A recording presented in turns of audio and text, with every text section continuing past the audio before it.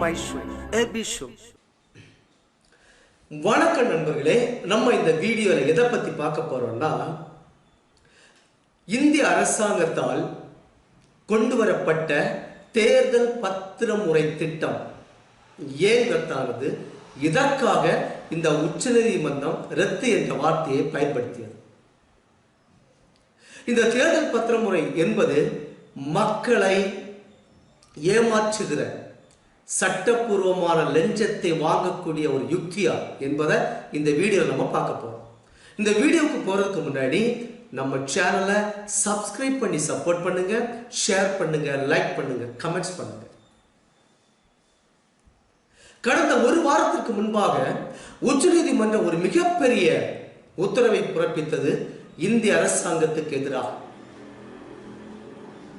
அது என்னன்னு கேட்டீங்கன்னா, தேர்தல் பத்திரமுறை திட்டம் ரத்து. இந்த தேர்தல் பத்திரமுறை திட்டம்னா என்ன? ஏன்னா இந்தியாவில் அனைத்து மக்களுக்கும் இது தெரியாம இருக்குது.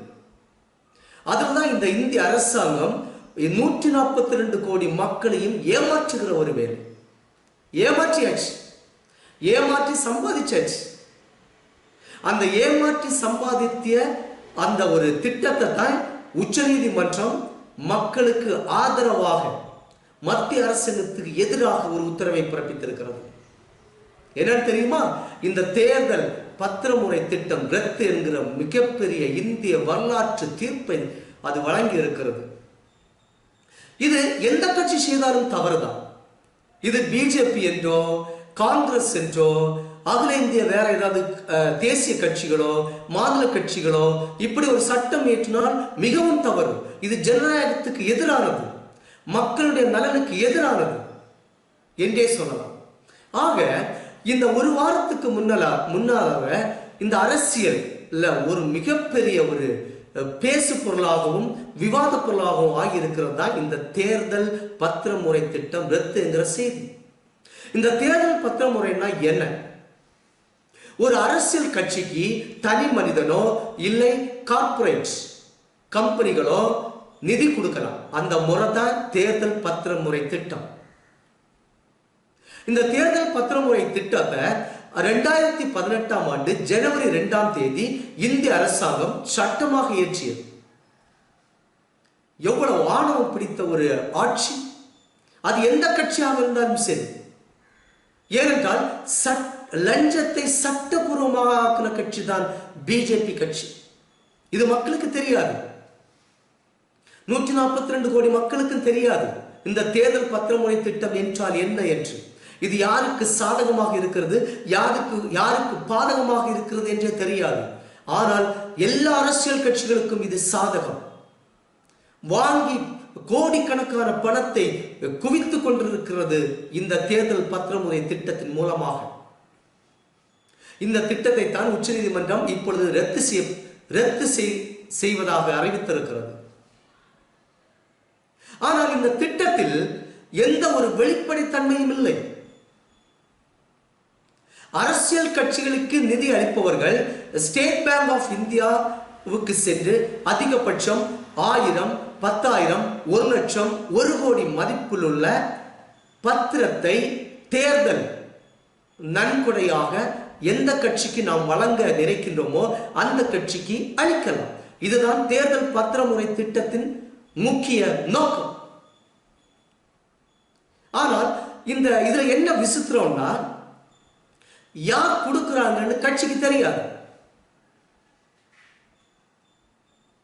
எந்த கட்சிக்கும், அதாவது சட்டமன்றத்திற்கோ பாராளுமன்றத்திற்கோ மொத்த வாக்குகள் 1% குறையாமல் பெற்றிருக்கின்ற அனைத்து அரசியல் கட்சிகளுக்கும் யார் வேணாலும் இந்த தேர்தல் பத்திரமுறை திட்டத்தின் மூலம் நன்கொடை வாரி வழங்கலாம். கோடிக்கணக்கில், அதிகபட்சமாக 1 கோடி.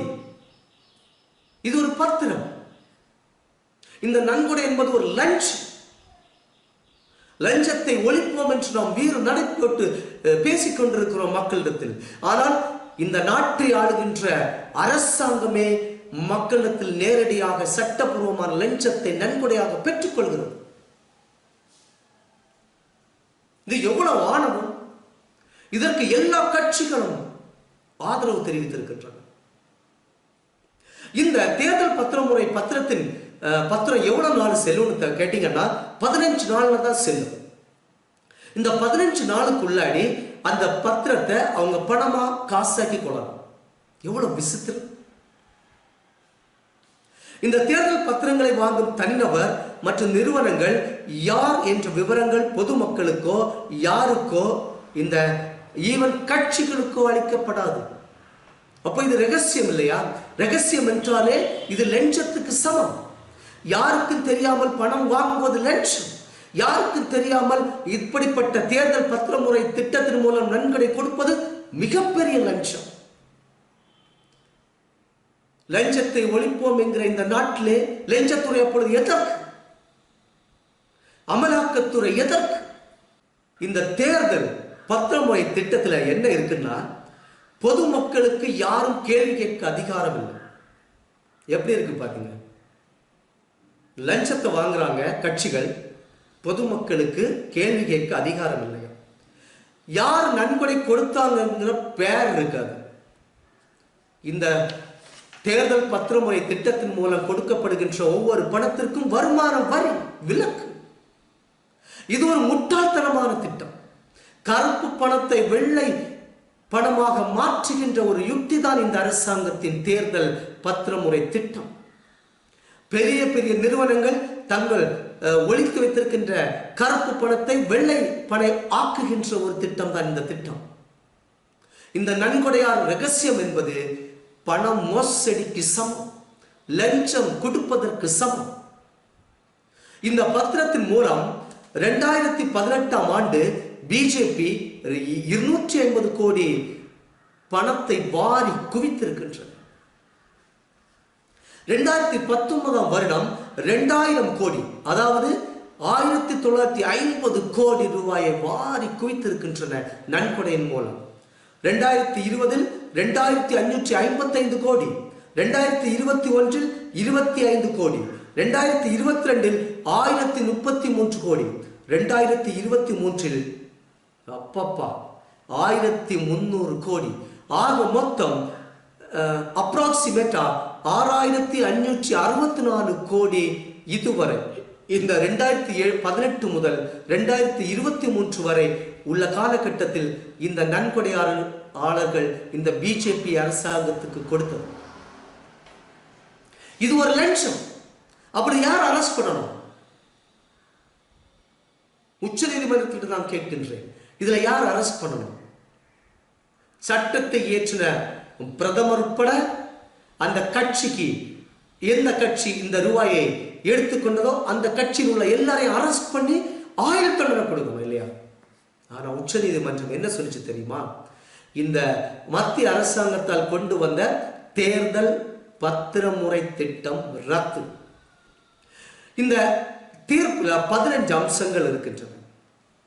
என்ன அம்சம்னா, தகவல் அறியும் தொழில் உரிமை சட்டம்னு ஒரு சட்டம் வந்துச்சு, இன்ஃபர்மேஷன் ஆக்ட்.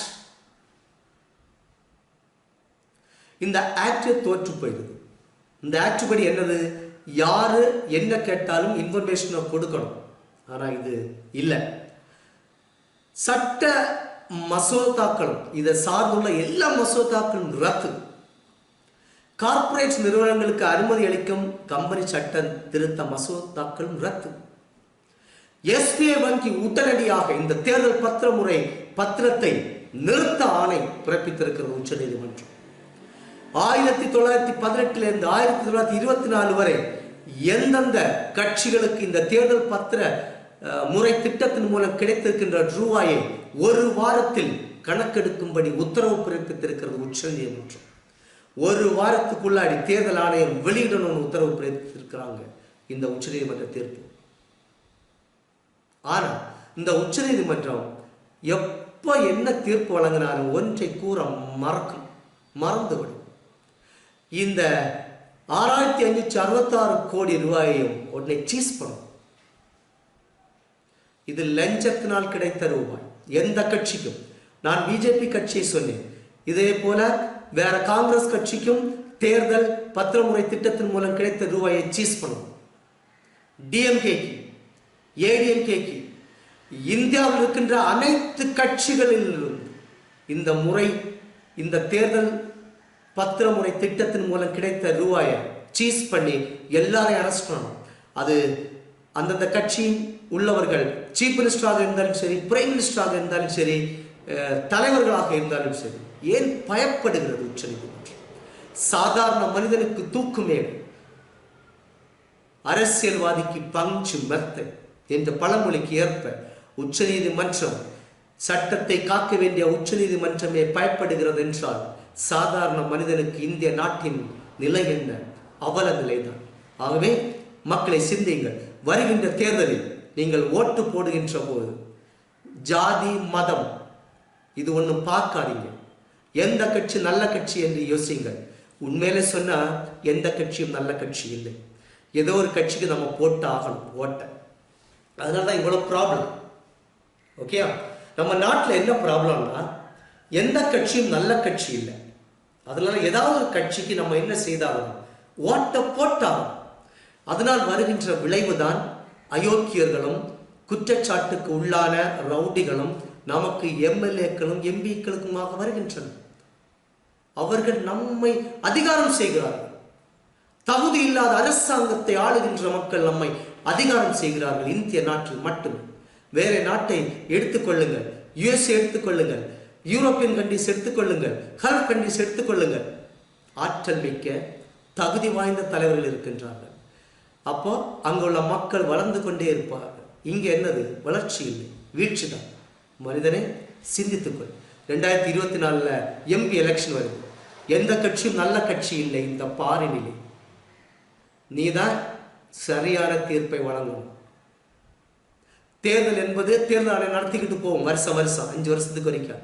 ஆனால் நீங்கள் ஓட்டு போட்டுக்கிட்டு பெரிய நான் என்னுடைய வாக்குரிமையை நிறைவேற்றி இருக்கிறேன் என்று சொல்லுகின்ற மமதை இருக்கிறது. அது வீண் மமதை, வீணானவன். நீ யாரை தேர்ந்தெடுக்கிறார்? யாரும் தகுதியற்றவர்கள். இங்க எல்லாருமே தகுதியற்றவர்கள். ஆகவே யோசித்துக்கொள். நம்மை ஆளுகின்ற மனிதனுக்கு, அரசியல்வாதிக்கு தகுதி இருக்கிறதா என்பதை நினைத்து ஓட்டு போடுங்கள் என்று கூறி, இந்த வீடியோ உங்களுக்கு பிடிச்சிருந்தா லைக் பண்ணுங்க, ஷேர் பண்ணுங்க, கமெண்ட்ஸ் பண்ணுங்க.